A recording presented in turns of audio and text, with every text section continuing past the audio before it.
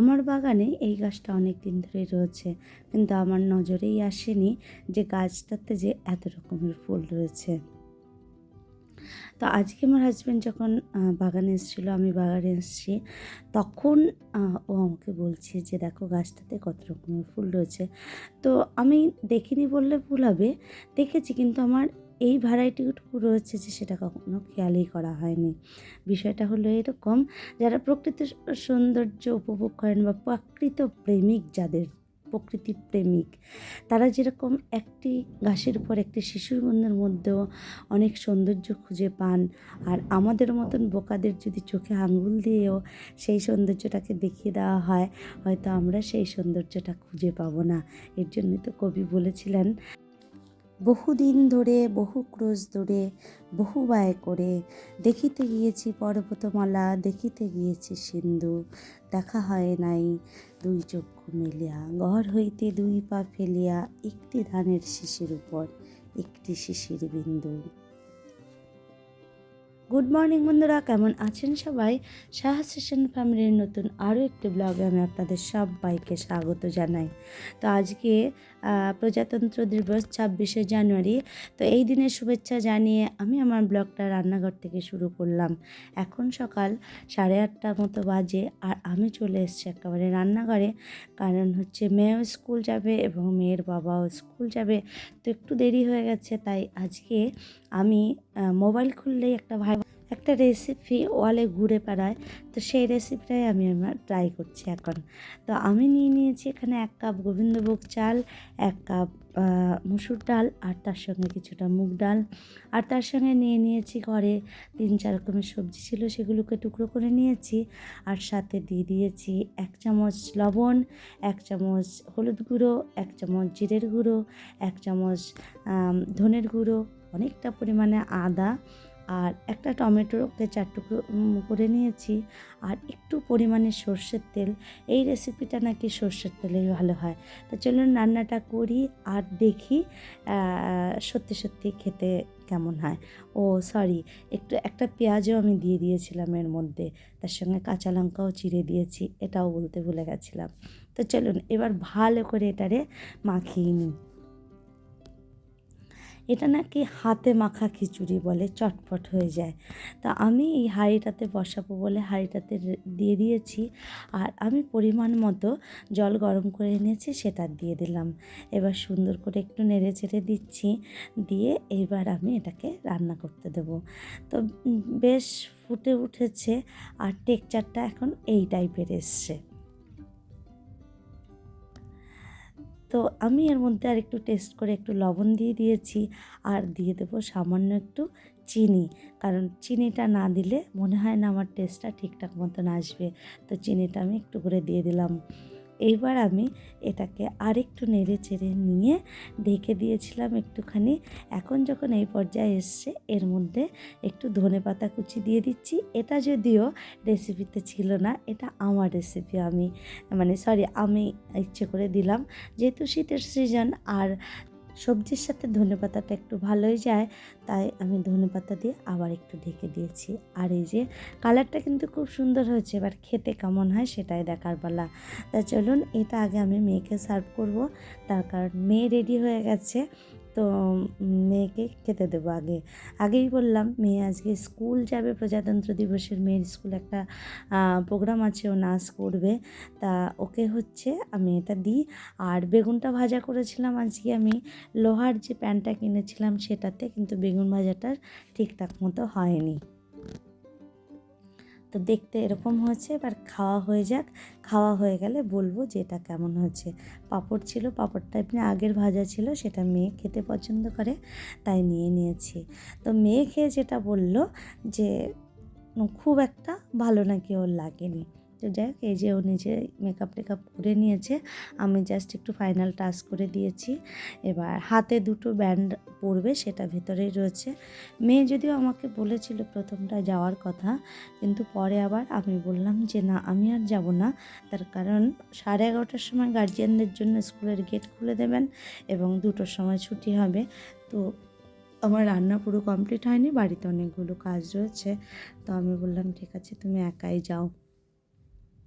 তো এই যে মেয়ের টোটো চলে এসছে, এবার মেয়ে বেরিয়ে যাবে। আর আমি টোটোকে বলে দিচ্ছিলাম ছুটিটা কখন হবে, কারণ ডেলি বেসিস একটা নোটিশগুলো আমাদের হোয়াটসঅ্যাপ গ্রুপে দিয়ে দেন। আর মেয়ে চলে যাওয়ার পরে বাজারটা আগেই এনেছিল, তো আমি আপনাদেরকে একটু দেখিয়ে দিচ্ছি। এগুলো হচ্ছে পেঁয়াজ পাতা, যেটা একদম ছোট ছোট, এটা এনেছে। আর রয়েছে এটা ডাল শাক,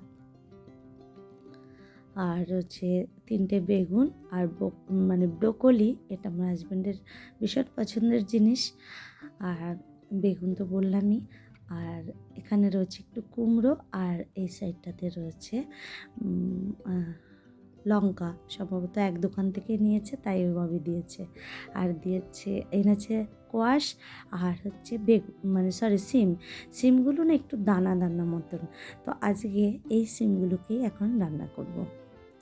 তো এই যে এই সিমগুলো রয়েছে, দানা সিমের রেসিপিটা আমার দিদা করতেন, দিদার থেকে মা শিখেছেন, আর মায়ের থেকে আমি। এটা মেয়ে ভীষণ পছন্দ করেন। এখানে একটা ফোন এসেছিলো, আমি জলটা বসিয়ে দিয়েছিলাম, তো আমার খেয়ালই ছিল না, তাই লাল হয়ে গেছে। হলুদ আর লবণ দিয়ে জলটা একটু যখন ফুটে উঠে তখনই হচ্ছে এর মধ্যে শিম এবং সাথে যতটা পরিমাণ ঝাল খাবেন ততটা পরিমাণ কাঁচা লঙ্কা চিড়ে এর মধ্যে দিয়ে দিয়েছি। আর একটা কথা, এই শিম চচ্চড়িটা না দানাগুলো যত বেশি বড় হবে তত এটা খেতে বেশি টেস্টি হয়। তো ওরকম পেয়েছে, তাই এরকমই রান্নাটা করছি। আর বিভিন্ন দেশের মানুষ এটা বিভিন্ন রকম করে রান্না করেন। তো তেলের মধ্যে দিয়ে দিয়েছি শুকনো লঙ্কা আর সাদা জিরা ফোড়ন দিয়েছি। তো একটু পেঁয়াজ দিয়ে দিয়েছি। পেঁয়াজটা ভাজা ভাজা হয়ে যাওয়ার পরে যে শিমটাকে আমি একদম জল টানিয়ে সেদ্ধ করে নিয়েছি, যদিও পরিমাণটা আমি জলটা এমনই দিয়েছি যাতে শিমটা সিদ্ধ হওয়ার সাথে সাথে জলটা টেনে যায়। তো আমি এবার এটাকে একটুখানি ভালো করে নেড়ে চেড়ে দিয়ে এর মধ্যে আমি দিয়ে দেব এখন একটু চিনি, একটু মিষ্টি মিষ্টি টাইপের হয় এটা। তো আর একটু লবণ লাগবে, লবণটাও দিয়ে দেব। আর একটু বেশি পরিমাণে ধনে পাতা এবং পেঁয়াজ, এর ফ্লেভারে এই জিনিসটা সত্যি সত্যি খেতে দারুণ লাগে। আর এই যে হয়ে গেল সিম ভর্তা আমার। আর এটা যখন রান্না হচ্ছিল তখনই পাশে আমি একটা শাকালু যে কদিন ধরে পড়েছিল, তা আমি শাকালুটাকে একটুখানি কেটে লবণ আর একটু লঙ্কার গুঁড়ো দিয়ে মাখিয়ে তো আমি ওকে খেতে দিলাম। ও হচ্ছে শুয়েছিল, তা আমি বললাম যে তুমি এটা একটু খেয়ে নাও। তো ও একটু খাবে, আমিও একটু খাবো। মেয়েও যদিও চলে আসবে, আসার সময় হয়ে গেছে। আমার আজকে কদিন ধরে এত কাজ করছি, এত মানে সব কিছু কাছাকাছি করছি, তাতে আমার সময়টা যে কীভাবে চলে যাচ্ছে আমি মানে বলে বোঝাতে পারবো না। তার মাঝেই আমি যেটা করেছিলাম আজকে না, এই যে ওয়াশিং মেশিনে আমি এই পাতলা যে ব্ল্যাঙ্কেটগুলো হয় না সেটা দিয়ে দিয়েছিলাম। এই ফার্স্ট টাইম দিয়েছি। আর আমি ভীষণ ভয়ে ভয়ে ছিলাম যে কেমন হবে। তো দেখলাম যে না, ভালোই কেচেছে, কিন্তু একটু কালার বোধহয় উঠেছে। কারণ এই যে কফি কালারটার থেকে একটু কালার হোয়াইট জায়গাটা একটু মনে হয় অ্যাবজর্ব করেছে। তার কারণ কালারটা একটু মানে হোয়াইটটা একটু কেমন লাগছে। এখন সকালে বলতে পারবো যে কেমন হয়েছে। আর দেখুন, আপনাদের সঙ্গে তো সব কিছু শেয়ার করে উঠতে পারি না। এই যে সারা ছাদ জুড়ে এগুলো মেলে দিয়েছি, কারণ সকালবেলা একবার কাচা হচ্ছে, আবার পরে একবার কাচা হচ্ছে। আর এই যে মেয়ে চলে এসছে, আর ওর বুনু আর ভাই দুজনে হচ্ছে কুকুর নিয়ে এসছে। আর এই যে মেয়ে একটু ফটোশ্যুট করে নিচ্ছিলাম আমি, দেখতে বেশ ভাল লাগছে। নাচটা আমি বলেছিলাম তুলতে, কিন্তু নাকি তুলতে পারেনি, কারণ ক্যামেরা অ্যালাউ ছিল না। যাই হোক, কিছু করার নেই। আর আমরা চলে এসেছি খাবার টেবিলে।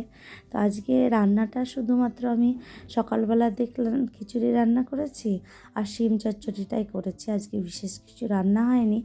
এই যে শাক ভাজা, বেগুন ভাজা, এগুলো লেফট ওভার ছিল। আর মেয়ে শিম চচ্চড়িটা খাবে, আর মাছটাও কিন্তু লেফট ওভার, কয়েকদিন আগের রান্না মাছ ছিল, ফুলকপি আলু দিয়ে কাতলা মাছ রান্না করেছিলাম, সেই মাছটাই আজকের দিনে খাওয়া হচ্ছে। তা চলুন আমাদের খাওয়া কমপ্লিট করে নিই, তারপরে একেবারে আপনাদের সঙ্গে আরেকটু কিছু শেয়ার করব। আর এদিকে আমার হাজব্যান্ডের হাতটা সেদিনকা ভুল করে গরম চায়ের বাটি ধরে ফেলেছিল, সেখান থেকে একটু পুড়ে গেছিলো, তো ভাতটাকে ওইভাবে মাখছে। তো এখন সন্ধ্যে 5:30টার মতন বাজে, আর এখন কফি করে নিয়ে এসছে আমার হাজব্যান্ডে। আমি ছাদে ছিলাম তো এনেছে, আর এখানে আমরা দুজনে একটুখানি কথা বলছিলাম আর হাসছিলাম। কারণ হচ্ছে ছাদে দাঁড়িয়ে কফি খাওয়ার বা বসে কফি খাওয়ার মজাটা একটুখানি আলাদা হয়। আর আমি এই সময়টা ছাদে থাকতে পছন্দ করি, যদিও আমার ছাদে খুব একটা রোদ থাকে না। এই যে আর অনেকগুলো ফুল গাছ, ফুলের বাহার দেখতে দেখতে টাইমটা কেটে যায়। তো একদিন আপনাদেরকে অবশ্যই করে দেখাবো যে আমার বাগানে কি কি ফুল গাছ আছে।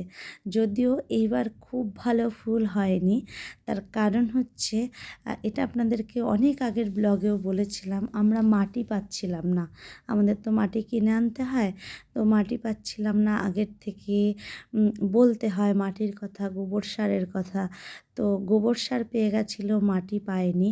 তো মোটামুটি নভেম্বরের মাঝামাঝি সময়ে পাশের বাড়িতে যখন ওরা কুয়ো খুঁড়ছিল, সেখান থেকে আমাদের মাটি আনে, তারপরে ফুল গাছ লাগানো হয়। তো সেই কারণে ফুলগুলো একটু এরকম হয়েছে। তো যাই হোক, যেটাই হচ্ছে সেটাই ভালো, ফুল তো ফুলই হয়। বেশ কিছু ফুল আছে, একদিন আপনাদের সঙ্গে শেয়ার করব আমার বাগানে কি কি ফুল আছে। আর আগে একদিন দেখিয়েছিলাম পাপড়ি চাট, আমি আর মেয়ে খেয়েছি। তো সেদিনও হাজব্যান্ড খায়নি আর মাও খায়নি। মা বলতে আমার শাশুড়ি মা, তো উনিও বাইরের কোনো খাবার খান না। আর যেহেতু মাংস খান না, সেহেতু মোগলাই বা রোল এগুলো দিলে খায়, ঘরে করে দিলে খায়, কিন্তু বাইরেরটা আমরা কখনোই এনে দিই না, যেহেতু বিভিন্ন সময় কিমা টিমা দেওয়া থাকে। তো চেষ্টা করি ওনার ছেলে যখন বাড়ির খাবারটা পছন্দ করে, তো সেইভাবেই আমি ওনাকেও চেষ্টা করি কখনো সখনো দেওয়ার। তো আজকেও সেই কারণে মেয়েকে বললাম ঠাম্মিকে ফোন করো। তা ঠাম্মি এসছে, কারণ ঠাম্মি একটু পাপড়ি চাটটাকে করে দিচ্ছি, তো খাবে। আজকেও যদিও ওর বাপি বেরিয়েছে, ওর বাপিরটা বাড়তে মানে পরিবেশন করতে গিয়েও লাস্টে রেখে দিলাম সাইডে, যে না আসলেই করব, তা না হলে অনেকক্ষণ থাকলে পাপড়ির যে ক্রাঞ্চি ভাবটা সেটা থাকবে না। তো এই যে এখানে মা খাচ্ছে, বললো ভালোই হয়েছে, কিন্তু এই জায়গাটা না আজকে একটা ভুল হয়ে গেছে, কি জানেন তো, ধনেপাতার চাটনি যে ফুরিয়ে গেছে সেটা আমার খেয়ালই ছিল না। তো যাই হোক, ধনেপাতার চাটনি ছাড়াই করেছি, তো মোটামুটি খারাপ হয়নি, ভালোই হয়েছে। আর দেখতে তো বেশ সুন্দরই লাগে। আর এখানে হাজব্যান্ড খেয়ে নিচ্ছে। তো চলুন আজকের মতো এখানে ব্লগটা রাখছি। তো আপনারা সবাই ভালো থাকবেন, সুস্থ থাকবেন, আর আমার ব্লগটা ভালো লাগলে আমার চ্যানেলটাকে সাবস্ক্রাইব করে আমার পাশে থাকবেন। দেখা হবে নতুন একটা ব্লগের সাথে, ততক্ষণের জন্য টাটা, বাই।